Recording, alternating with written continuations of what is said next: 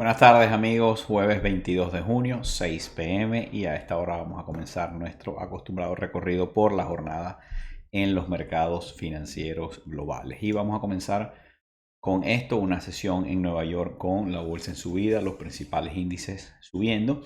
Sin embargo, Jerome Powell estuvo hoy nuevamente en el Congreso y una vez más ratificó que las tasas de interés van a seguir subiendo. El Banco de Inglaterra, por cierto, hoy subió las tasas de interés en medio punto.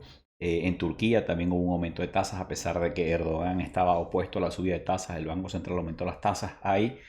Los bancos centrales del mundo siguen aumentando las tasas de interés o avisando que las van a aumentar. Es la tendencia a nivel mundial, con la excepción de Japón. Lo vamos a ver ahora.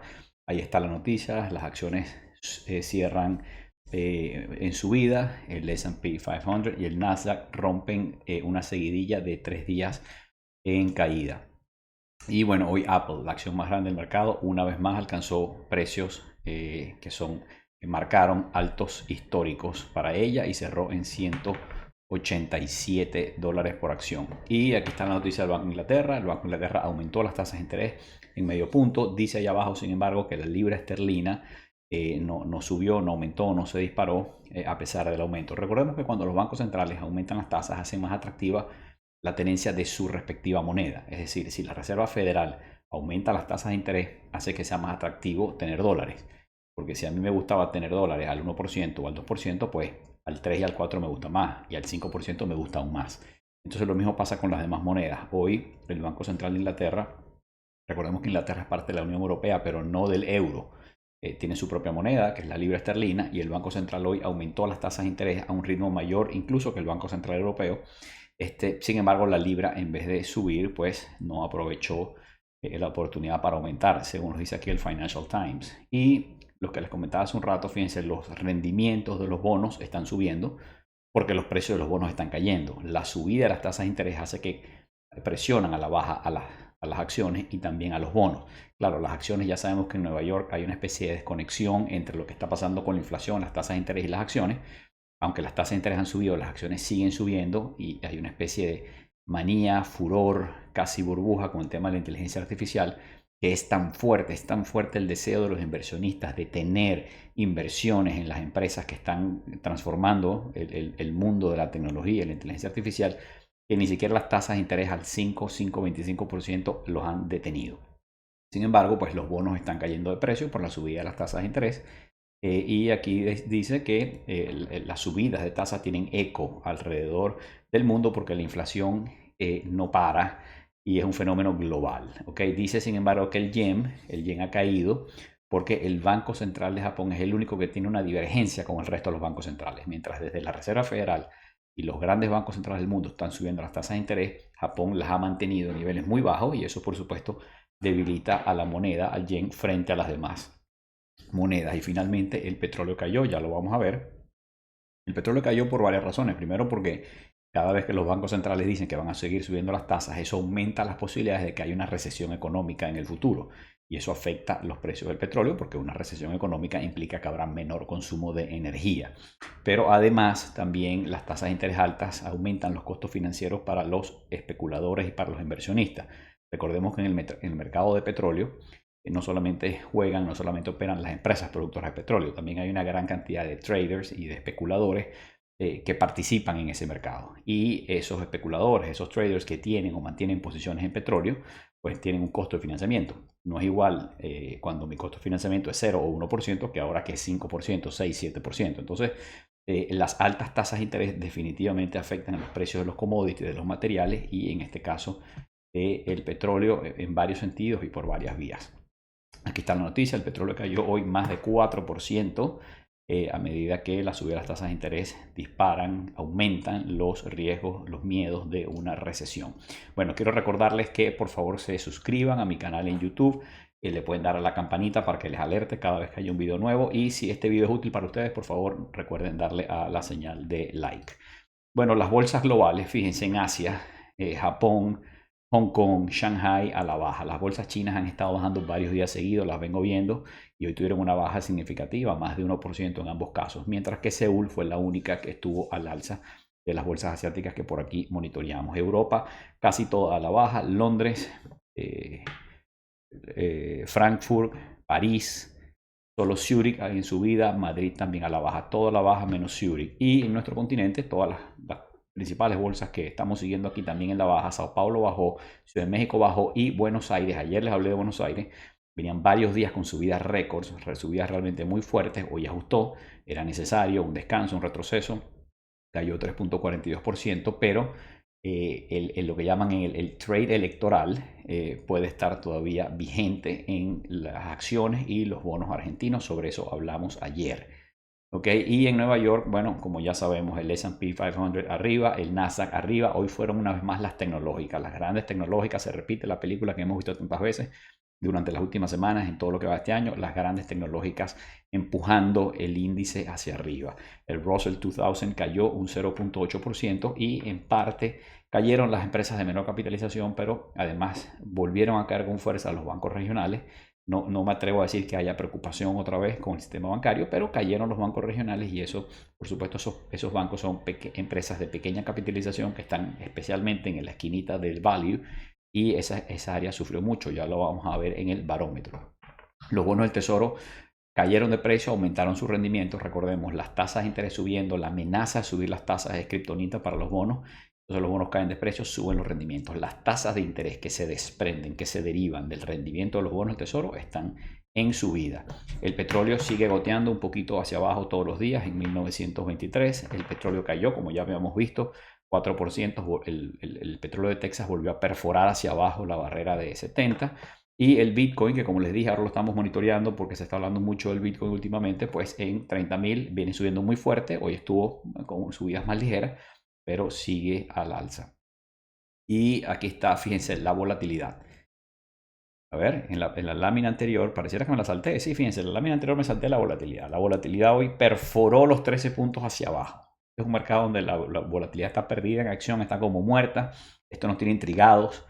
No sé cómo interpretarlo. Recordemos que el VIX lo que mide es la volatilidad esperada en el mercado accionario en los próximos 30 días y la calcula en base a lo que está pasando, a lo que pasa en el mercado de derivados, en el mercado de opciones, puts, calls, en el mercado de opciones, en base a los precios y a los movimientos de precios en ese mercado es que se calcula la volatilidad esperada de las acciones en los próximos 30 días. Sigue cayendo, increíble. Aquí tengo un poquito más de datos, fíjense. Dice aquí que el VIX está por debajo de 13 por primera vez desde enero 23 del 2020. Señores, más de 3 años que no se veía un nivel así de volatilidad, en este caso de poca volatilidad, ausencia de volatilidad. Y ese gráfico que ven allí, aquí lo tengo amplificado, no me voy a detener mucho en él, pero básicamente esa franja gris de abajo es el 10% más del rango de precios que ha tenido el VIX en los últimos 5 años. Esa zona gris es el 10% más bajo. Y con esta caída del VIX ya está llegando ahí, a ese 10% más bajo, es decir, está, cuando lo vemos en términos históricos, está en un nivel bastante bajo el índice de volatilidad. Es de esperarse que en algún momento ocurra algo que aumente o dispare la volatilidad. Eso podría venir acompañado de una caída en el mercado, pero obviamente esto no se puede pronosticar, no se puede predecir, ni siquiera hay que intentar hacerlo. Bueno, aquí está el mapa de calor. Fíjense, les decía que una vez más son las tecnológicas. Amazon, de las grandes tecnológicas, la que menos se había hasta ahora, vamos a decir, unido a esa subida por la inteligencia artificial era Amazon, pero ahora pareciera que sí. El mercado está viendo a Amazon como una apuesta a la inteligencia artificial, lo cual es normal, porque yo entiendo, y no soy experto en esta materia, que la inteligencia artificial, si algo va a necesitar, es la nube. Mucha capacidad de computación en la nube, mucha velocidad, mucha capacidad de almacenamiento, mucha capacidad de procesamiento. Y bueno, Amazon es el más grande en ese mercado, en la nube. Pero ahí ven, fue Amazon, fue Tesla, otra vez subiendo, fue Google, Meta, Microsoft, Apple, bueno, las tecnológicas. En el área de healthcare, las grandes farmacéuticas también en subida, mientras que en el área financiera vemos que los grandes bancos en bajada, JP Morgan, Bank of America, Wells Fargo, Citi, todos en bajada, y también los bancos regionales, que son un cuadrito chiquitico que está ahí, pero en rojo intenso. También en el área de energía, pues todas las petroleras en bajada, Exxon, Chevron, Conoco, todas bajando en simpatía, en sincronía con la caída de los precios del petróleo. Y en el barómetro del mercado vemos, fíjense, como nos imaginamos, pues en la esquina de arriba a la derecha, las grandes empresas de crecimiento, que incluyen las tecnológicas, hoy subieron con fuerza. Es casi la única cuadrícula de las 9 en la que dividimos el mercado que está en verde, y el que más cayó fue la esquina opuesta, que es Small Value, y ahí hay muchos bancos regionales que hoy sufrieron mucho. Bueno, fíjense, los bonos del tesoro, como les decía, los bancos centrales subiendo las tasas de interés, la Reserva Federal las ha subido, Powell dijo en el Congreso las vamos a seguir subiendo, eso afecta a los precios de los bonos, bajan los precios, suben los rendimientos, y aquí lo ven. Básicamente todos los rendimientos de los bonos de un año hasta 30 años, pues hoy aumentaron. Y si las tasas de interés siguen aumentando, es de esperarse que los bonos sigan sufriendo. Fíjense, aquí tengo una pregunta ya para terminar. Les quiero recordar, ustedes me pueden mandar sus preguntas por Instagram, a mi cuenta de Instagram, al pie de estos videos, y también en YouTube. Esta es una pregunta que me hicieron por YouTube. Debajo de cada video pueden hacer sus preguntas. Y Mateo nos pregunta, ¿podrías sugerir para los que estemos interesados en conocer del mundo de inversiones cuál sería el primer libro más apropiado? Bueno, fíjense, es difícil porque si algo debe hacer un buen inversionista, sí, cualquier buen inversionista, es aprender, y aprender toda la vida. Los grandes inversionistas como Warren Buffett, Charlie Munger, que tienen 90 y casi 100 años respectivamente, todos los grandes inversionistas coinciden en que son unos grandes lectores. Hay que leer mucho sobre finanzas, sobre negocios, pero también sobre otras materias y otros temas que no tienen nada que ver con finanzas. Pero en general se necesita mucho estudio, mucho aprendizaje. También a mí me gusta mucho leer sobre historia financiera. Es decir, yo he leído varios libros sobre, por ejemplo, el crash de 1929 y la Gran Depresión, el crash de 1907, incluso la burbuja, aquella fiebre que hubo con los tulipanes hace varios siglos atrás. En fin, todas estas cosas, la fiebre del oro en San Francisco hace casi ya, 200 años. Si todas estas fiebres, estas euforias que ha habido a través de la historia son muy interesantes y se puede aprender mucho de ellas. La explosión de la burbuja en el año 2000, la crisis financiera, la gran crisis financiera del 2007-2008. Hay buenos libros, hay buenos videos, hay documentales en YouTube que pueden ver. Pero bueno, en fin, además de la historia de la finanza, hay que leer mucho sobre inversiones. ¿Okay? Hay muchos, hay centenares de libros. Y esto es un proceso permanente. Ahora, si ustedes me preguntan a mí, bueno, yo quiero empezar por algún lado, yo les recomendaría un libro relativamente nuevo que ha tenido mucho éxito y que yo creo que nos ayuda a dar unos primeros pasos, a tratar de entender la compleja relación que tenemos nosotros, nuestra mente, nuestras emociones con el dinero y la forma como nos relacionamos con el dinero. Creo que ya yo he recomendado este libro por aquí, pero se los voy a dejar una vez más. Este libro se llama The Psychology of Money y su autor se llama Morgan Housel. Él además tiene un blog y ese blog es bastante bueno, se lo recomiendo para todos los temas que tienen que ver con... esto es un área que se ha desarrollado mucho en los últimos años que se llama Behavioral Finance. Behavioral Finance es vamos a decir, un área del conocimiento humano donde se intersectan las finanzas y la psicología. Esa área de estudio trata de explicar por qué los seres humanos, por ejemplo, si invertimos en acciones, por qué si el S&P 500, el mercado, ha retornado 10-11% anual durante los últimos 20 años, nosotros invertimos y nos las arreglamos para no obtener ese 11%, sino que terminamos con 8, 7, 6, 5, 4 o a veces hasta perdemos dinero, porque tomamos las decisiones equivocadas, hacemos cosas que no debemos hacer, pero todo eso responde a nuestros impulsos más básicos como seres humanos. Entonces este libro los va a ayudar a entender y explorar un poco eso. Tiene algunas historias maravillosas.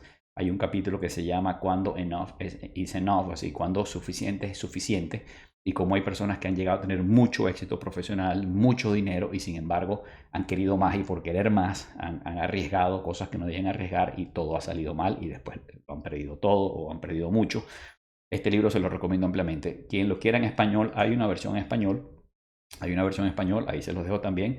Yo imagino que lo pueden conseguir en Amazon o en cualquier otro sitio, pero bueno, este es un buen libro para comenzar. Y bueno, dejo esto hasta aquí hoy. Si Dios quiere, mañana nos conectamos, último día de la semana. Veamos cómo cierra esta semana. Se está acercando el cierre del trimestre también. Mañana hacemos otro recorrido por los mercados. Saludos.